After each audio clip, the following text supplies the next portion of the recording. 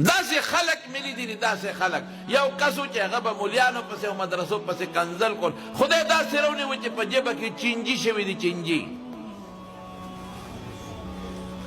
داسې مې بل ولیده چې مولیانو پسې به یې کنځل کول اوس کور ناست دی د کور نه بار نه راوځي خدای دومره رسوا که دونه یې بېعزته که چې توبه مې دی الله ته اوس چا سره سترګې نشي لګولی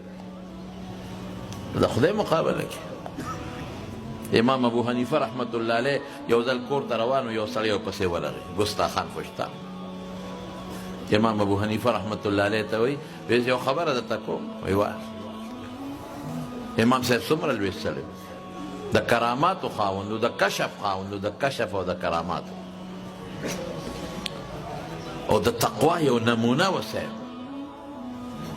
وی صاحب یو خبره درته کوم وی څه وی ستا پلار مړ دی وی یو پلار مې مړ دی وی مور دې کونډه ده وی یو وی ما ته به یې را په نکاح نه کړي هلکه دا څومره ګستاخه ده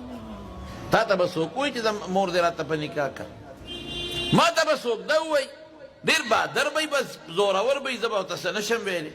بلکل ټیک ده هر قسم بهادر او زورور او ظالمان خلک شته ګنې چې وس مې ورسېږي او ما ته وایي چې مور را په نکاح کړه نو زه به وایم چې دا خښته اوچته کړم په دا مازدیګر دې ووایم زما مور به ټوقې کړي ترې دا ښځه طلاقه کړه چې عدت تېر کړي نو ما ته یې را په نکاح کړه لیکن امام صاحب کې ډېر لوی صبر و ډېر زیات صبر او ورته څه وایي ګوره غصه نه شو چې د ما مور سره ستا څه کار دی ظالمه ګستاخه وایي دا خو د ما د مور خبره تپوس به تې وکړو وایي لاړ چې تپوس تې وکړه دونه ګستاخ امام ابو حنیفه رحمت الله علیه چې څنګه په درشل قدم دننه که دا سړی را پرېوته او ساعت یې وته مړ شو من عاد لي وليا فقد آذنته بالحرب چا چې زما دوست سره دشمني وکړه ما د طرف نه اعلان جنگ دی الله وایي د الله دوست سره دشمني کې اعلان جنگ نو چې د خدای مونږ سره دشمني کې